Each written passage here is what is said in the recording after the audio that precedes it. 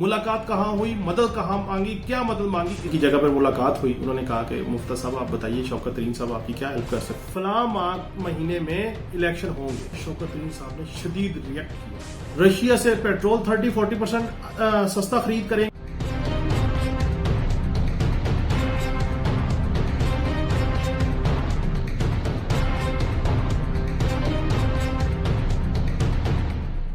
अस्सलाम वालेकुम नाज़रीन, प्रोग्राम सबकी बात के साथ मैं हूं काशिफ रफीक। नाज़रीन, आज 4 मौजू पर मैं आपसे गुफ्तगू करूंगा। वो सियासी मौजू हैं, लेकिन इससे कबल मैं सिर्फ इतना जरूर कहना चाहूंगा कि दुनिया का अमन कायम रखने के लिए जरूरी है कि दीगर अकवाम, दीगर मज़ाहिब के लोग वो हमारे अकीदे का एहतराम करें। जो महबूब हस्ती हजूर वजह कायनात हजरत मोहम्मद सल्लल्लाहु अलैहि वसल्लम के हवाले से जो अलकाबात अदा किए गए, कभी किसी और तर्ज पे ये मुहिम चलाने की कोशिश की जाती है और कभी कुछ नापाक अलकाबात बोले जाते हैं। इनसे हमारे दिलों को तकलीफ होती है, हमें तशवीश होती है।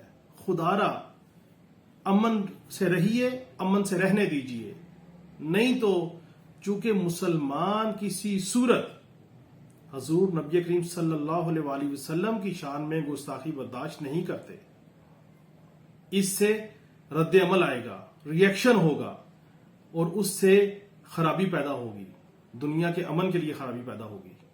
लिहाजा दुनिया के अकाबरीन को सोचना चाहिए कि किस तरीके से इस खराबी को खत्म किया जा सकता है। इन दूसरे मज़ाहिब के लोगों को सोचना चाहिए कि हमारे मजहब के अकायद के ऊपर बिला वजह बातचीत करना मुनासिब नहीं।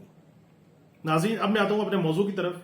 जो 4 नुकात मैंने आपसे कहे, जिन पर गुफ्तगू करूंगा, सबसे टॉप ऑफ द लाइन है, जिसका बड़ा चर्चा है सोशल मीडिया पे और अदरवाइज भी, कि शौकत तरीन साहब से मुफ्ती इस्माइल या मौजूदा हुकूमत ने मदद मांगी। मुलाकात कहां हुई, मदद कहां मांगी, क्या मदद मांगी, इस पर भी मैं आपको मुसद्दिका जो बात हुई उससे आगाह करूंगा। दूसरा, पेट्रोल बहरान जो है, इस पेट्रोल बहरान को कम करने का फार्मूला क्या है। तीसरा, मिसाक मईशत के लिए तहरीक इंसाफ ने अंदिया दे दिया है। चौथा, ज़िमनी इंतखाबात के लिए इमरान खान साहब की हिकमत अमली। तो नाज़रीन, सबसे पहला जो टॉपिक मैंने आपके सामने रखा है, शौकत तरीन और मुफ्ती इस्माइल। शौकत तरीन और मुफ्ती इस्माइल साहब की मुलाकात रावलपिंडी में एक जगह पर हुई। जिन्होंने मुलाकात करवाई, उन्होंने शौकत तरीन साहब को इस बारे में नहीं बताया कि वहां मुलाकात के लिए मुफ्ती इस्माइल साहब भी आएंगे। और मैं ये बात क्लियर कर दूं, जब मैं रावलपिंडी की बात करता हूं तो इससे मुराद कोई मुक्तदर हलके नहीं है। को कॉमन फ्रेंड हो सकते हैं, को जो कहते हैं गैर महसूस तरीके से जो राबताकार होते हैं, उन्होंने कोई किरदार अदा किया होगा, लेकिन मुक्तदर हलके नहीं है। खैर, मुलाकात हुई और शौकत तरीन साहब को यह कहा गया कि आप आइए, आपसे वैसे ही मईशत के ऊपर, सियासी मामला के ऊपर गुफ्तगू करनी है। जब शौकत तरीन साहब वहां गए तो मुफ्ती इस्माइल साहब वहां पर मौजूद थे। पहले तो शौकत तरीन साहब को बड़ी नागवारी गुजरी। खैर, उन्होंने गिला नहीं किया, वो बैठ गए, गपशप हुई, चाय के प्यालियां आई, बिस्किट भी आए, को पैटिस वैटिस भी खिलाए गए। उसके बाद गिले शिकवे शुरू हो गए, मईशत के ऊपर एक दूसरे को पॉइंट स्कोरिंग होने लगी। फिर बात फाइनल राउंड में गई और उन्होंने जो राब्ताकार थे, जिनकी जगह पर मुलाकात हुई, उन्होंने कहा कि मुफ्ती साहब आप बताइए शौकत तरीन साहब आपकी क्या हेल्प कर सकते हैं, ताकि मुल्क की मईशत है, मुल्क का मामला है, मिल के चलते हैं। तो मुफ्ती इस्माइल साहब ने कहा कि तरीन साहब, आपको सब पता है कि IMF हमें पैसे नहीं दे रहा और IMF की शराइत काफी तगड़ी है, और अगर वो शराइत हम मानते हैं तो सियासी तौर पर हमें काफी नुकसान होगा। लिहाजा मुल्क की खातिर, मुल्क की मईशत की खातिर ऐसा कीजिए कि आप हमें सपोर्ट कीजिए। तो तरीन साहब ने कहा कि हम तो नाअहल थे, हम तो मईशत को दिवालियापन पे ले आए, आपने हमें कान से पकड़ के बाहर निकाल दिया। तो अब आप बताएं, मैं आपकी क्या मदद कर सकता हूं। एक नाअहल बंदा, नाअहल हुकूमत का बंदा अहल हुकूमत की क्या मदद कर सकता है। تو مفتہ اسماعیل صاحب نے بڑے دھیمے لہجے میں بڑے پیار سے یہ کہا کہ ہم پیٹرول کی پرائسز بڑھانے جا رہے ہیں، بجلی کی پرائسز بڑھانے جا رہے ہیں، آپ بھی تھوڑا سا کوئی سیاسی طور پہ ہمیں کوئی اس کی انڈورسمنٹ دے دیں یا اس کی کلیئرٹی دے دیں کہ بالکل یہ ملک کی معیشت کے لیے ضروری تھا اور اس فیصلے کو ہم بھی سپورٹ کرتے ہیں، یا تنقید نہ کریں، کم از کم خاموشی اختیار کر لیں، تو ہماری جو ہے سیاسی تنقید بھی ہم پہ نہیں ہوگی، سیاسی طور پہ ہم لوز نہیں کریں گے اور ہمارا کام بھی ہو جائے گا. جس پر شوکت ترین صاحب نے شدید ریئیکٹ کیا اور انہوں نے کہا کہ ایسا ممکن نہیں ہے، آپ نے ہمیں نکالا، ہمیں نااہل کہا، اور اب آپ کے فیصلوں کو ہم کیسے تسلیم کر لیں. لہٰذا شوکت ترین صاحب وہاں سے اٹھے اور چلنے لگے. تو جن دوستوں نے انہیں بلایا تھا، جب انہیں سی آف کرنے ان کی گاڑی تک آئے تو انہوں نے کہا کہ دیکھیے آپ میرے دوست ہیں، ہم آپ سے ملاقات کرنے کو تیار ہیں، ملتے رہتے ہیں، ملک کی خاطر کچھ کرنے کو بھی تیار ہیں، لیکن خدا را ملاقات کے کچھ نارمز ہوتے ہیں، اگر دوبارہ ملاقات کے لیے بلائیں تو پہلے بتا دیں کہ اور کون کون ملاقات میں شریک ہوں گے. تو ناظرین یہ وہ خفیہ ملاقات کی حرف بحرف کہانی ہے جو میں نے آپ کو بتائی. اب آئیے دوسرے پوائنٹ پہ، پیٹرول بحران کم کرنے کا فارمولہ کیا ہے. دیکھیں آپ نے پیٹرول بڑھایا، جب پیٹرول بڑھتا ہے تو پوری معیشت پہ اس کا براہ راست امپیکٹ ہوتا ہے. تو ہم نے شوکت ترین صاحب سے پوچھا کہ جی آپ ہی کو بتا دیں، چلیں آپ ان کو براہ راست بتانے کو تیار نہیں ہیں تو چلو ہمارے تھرو ان کو بتا دیں، شاید ان کے بات سمجھ میں آ جائے. تو انہوں نے کہا دیکھیں بنیادی طور پہ رشیا سے آپ کو پیٹرول جب سستا ملے گا تو 30 to 40% اس کا امپیکٹ آئے گا خرید کے اوپر. اس کے بعد جو آئل ریفائنریز نے اتنی بڑی ایلیویشن کر دی ہے پرائس کے اندر، پرسنٹیج بڑھا دیا، اس کو کٹ لگائیں. جب آئل ریفائنری کو کٹ لگے گا، رشیا سے پیٹرول 30-40% سستا خرید کریں گے تو یہ ٹوٹل پیٹرول کی کاسٹ پہ 50 to 60% امپیکٹ آ جائے گا. اور 50 to 60% امپیکٹ آئے گا تو پیٹرول پرائس جو وہ اب 210 پہ لے گئے ہیں اور مزید بڑھانے کا سوچ رہے ہیں، اس سے ان کا امپیکٹ نیچے کی طرف آئے گا. اور نمبر 3 انہوں نے یہ تسلیم کیا، انہوں نے کہا ہم نے بالکل IMF سے کہا تھا کہ ہم گریجولی 4 روپے پر لیٹر جو ہے ہم اس کی لیوی جو ہے بڑھائیں گے، اس کا ٹیکس بڑھائیں گے، لیکن ہم نے یہ نہیں کہا تھا کہ ہم ایک ہی دفعہ سب کچھ بڑھا دیں گے. اور ہم وہ بڑھانے کی پرائس جو بڑھانے کی بات تھی، ہم اس کے متبادل کو ریونیو جنریٹ کر رہے تھے، آسٹریرٹی میئر لے کے ہم وہ ڈیفیسٹ وہاں سے کور کر رہے تھے کہ ہمیں پتہ لگے کہ ہم نے جو سبسڈی دینی ہے اس کو ہم نے فائنینشلی کمپلسیٹ کیسے کرنا ہے. تو انہوں نے کہا اس حکومت کا مسئلہ یہ ہے کہ یہ اب رشیا سے کچھ خریداری کر نہیں سکتے کیونکہ امریکہ کا اٹینشن ہے اور باقی کو ان کو سپورٹ کرنے کو تیار نہیں ہے، اس لیے پیٹرول پرائس یہ بڑھا رہے ہیں اور اس کا امپیکٹ ایسا آئے گا کہ طوفان آئے گا مہنگائی کا.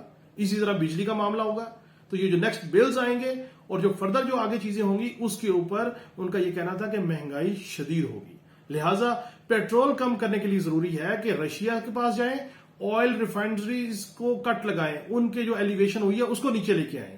اور تیسرا آسٹریرٹی مہیر لیں، بلا وجہ انہیں ملک کے دورے ہو رہے ہیں، 25 لوگ 20 لوگ جا رہے ہیں، اس کو کٹ لگائیں تاکہ فائنینس اتنا جنریٹ ہو کہ سبسڈی دیں اور عوام کا کوئی بھلا ہو.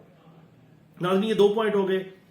تیسری بڑی امپورٹنٹ خبر ہے، میں سمجھتا ہوں پاکستان کی سیاست میں اس کا بڑا امپیکٹ ہے کہ اب تک یہ معاملہ تھا کہ حکومت کے ساتھ تحریک انصاف کسی طور بھی گفتگو کرنے کو تیار نہیں تھی، لیکن پچھلے کچھ دنوں میں ایسے بیک ڈور رابطے ہوئے ہیں، ایسی گفتگو ہوئی ہے، کچھ کامن فرینڈز نے جو ہے وہ رابطے کیے ہیں جس کے اوپر تحریک انصاف تھوڑا سا نرم ہوئی ہے اور انہوں نے کہا کہ ہم حکومت کے ساتھ بیٹھنے کو بھی تیار ہیں، ہم پارلیمان میں جانے کو بھی تیار ہیں. اور سب سے بڑی چیز جو وزیر اعظم شہباز شریف صاحب نے کہا کہ میثاق معیشت کرنے کو بھی تیار ہیں. لیکن یہ سب ہوگا کیسے؟ ہوگا ایسے کہ وہ کہتے ہیں کہ آپ باضابطہ طور پہ فلور آف دی ہاؤس یا مصالحت کار جو دوست ہیں ان کے تھرو باضابطہ طور پہ میڈیا پہ اناؤنس کریں کہ فلاں مہینے میں الیکشن ہوں گے. اس کے بعد ہم حکومت کے ساتھ بیٹھ کے الیکشن کمیشن باقی ریفارم سب کرنے کو تیار ہیں. تحریک انصاف نے اس سے پہلے یہ عندیہ نہیں دیا لیکن اب انہوں نے باضابطہ یہ عندیہ دے دیا. میثاق معیشت کے حوالے سے بڑی امپورٹنٹ بات ہے. میثاق معیشت کے لیے بھی شوکت ترین صاحب نے کہا کہ ہم میثاق معیشت کرنے کو بھی تیار ہیں تحریک انصاف کے بہاف پہ، لیکن ضروری ہے کہ آپ پہلے ری الیکشن میں جائیے, اس کے بعد تحریک انصاف حکومت میں آئے یا اپوزیشن کا حصہ ہو, تمام سیاسی جماعتیں بیٹھیں اور بیٹھ کے وہ میثاق معیشت کریں, اور ہمیں کوئی اعتراض نہیں, ہم اس کا حصہ بننے کو تیار ہیں. لہٰذا دو چیزیں تو بڑی کلیئر ہوگی کہ میثاق معیشت کا حصہ تحریک انصاف بننے کو تیار ہے, لیکن اس کے لیے الیکشن کروانا ضروری ہے. اپوزیشن یا حکومت کوئی مسئلہ نہیں, لیکن تمام سیاسی جماعتوں کے ساتھ, کیونکہ 11 جماعتیں ایک طرف ہیں تو ایک تحریک انصاف ہے, جب مل جائے گی تو یہ 12 جماعتیں مل کے میثاق معیشت کریں گی, جو 10 سے 15 سال کا پلان ہوگا تاکہ ملک کی معاشی پالیسی کو کنٹینیو کیا جانا چاہیے.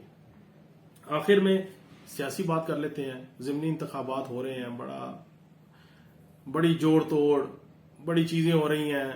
جن لوگوں نے تحریک انصاف کو دار مفارقت دیا, ان لوگوں کو نون لیگ نے ٹکٹس آفر کر دی ہیں. تحریک انصاف بھی اپنے لوگوں کو چناؤ کر رہی ہے اور دیکھتی ہے کیسے کس کو انہوں نے میدان میں لے کے آنا ہے. لیکن اس سب میں امپورٹنٹ چیز وہ یہ ہے کہ جو 14 ڈسٹرکٹ ہیں جن میں انتخابات ہو رہے ہیں, ان میں یہ طے ہو گیا ہے کہ ہر ضلع میں جدھر یہ الیکشن ہو رہے ہیں ایم پی ایس کے, وہاں پہ عمران خان صاحب خود جلسے کریں گے. عمران خان صاحب خود جائیں گے وہاں پہ, جلسے کریں گے, لوگوں سے ایڈریس کریں گے اور بتائیں گے کہ نون لیگ کی ٹکٹ پر جو الیکشن لڑنے والے موصوف ہیں, یہ تحریک انصاف کو انہوں نے کیوں دھوکہ دیا, کس بنیاد پہ یہ ان کے ساتھ ملے اور حکومت ٹاپل کیا اور جمہوری سسٹم کو انہوں نے دغا دیا.